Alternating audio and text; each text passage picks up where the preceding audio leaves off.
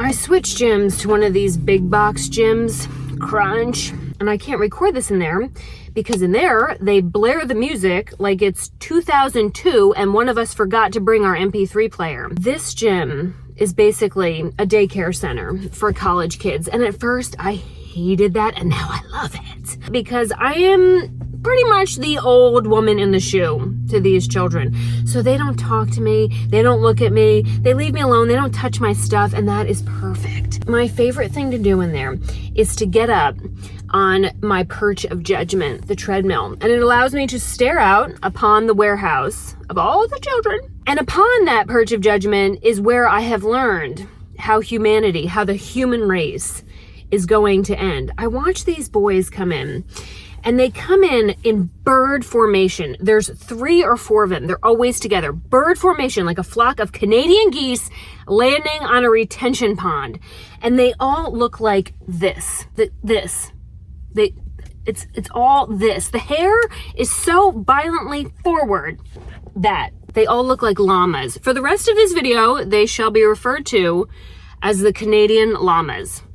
Canadian llamas, they move as a unit. There's this herd mentality. If one goes and gets water, they all get water. And they coagulate around the machines. And you've got 3 Skylers spotting 1 Tristan. But here's the thing. These new weight machines, they have self-spotting devices on them. Even the bench press has this lever where you can spot yourself. But there they are. And then these girls come in. These girls, they are gorgeous. They are super fit. They work out glutes like 8 times a week. You could bounce a cotton ball off their rear end. They're like 20 years old. They still have light in their eyes because they haven't seen yet how many divorces and child custody cases are ahead of them.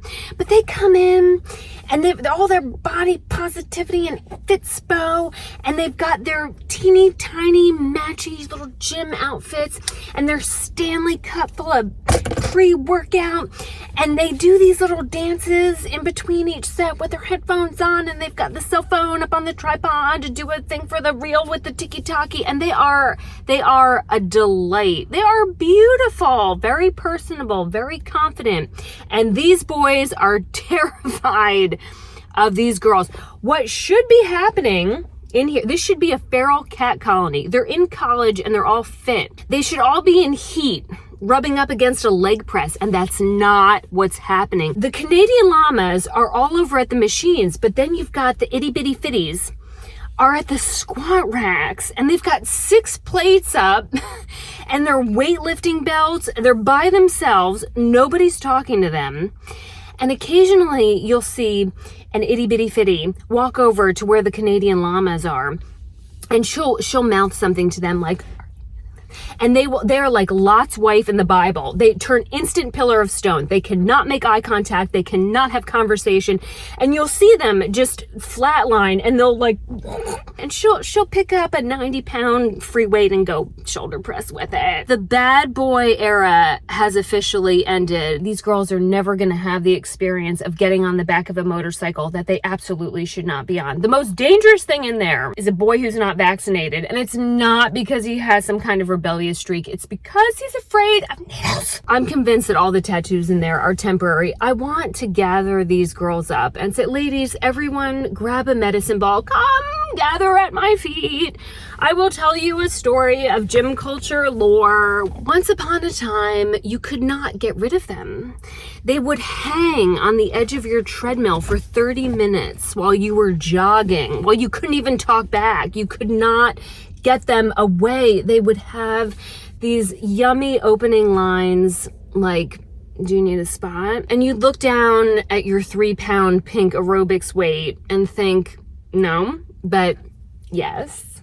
Or if they really wanted to get you naked, they'd say something like, are you training to compete for something? Yes.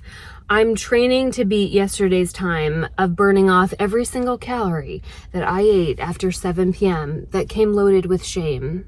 It's just me against me out here. But that's not what's happening in the gym now. No, these boys are terrified of these girls. We will not have, that's why they're called Generation Z. There's nothing after Z. It ends here. In thousands of years, there's going to be these adorable little aliens here doing an archaeological dig at the ruins of a crumble cookie site. And they're going to find these strange black rectangular metal objects full of images, much like caveman's drawings on a wall. And they're going to scroll through and they're going to see this. They're going to see this doing this doing this, and this, and this. That's how the aliens will know how the humans died out. It wasn't because of an ice age. It wasn't because of a big meteor. It was because of the LLAMAS.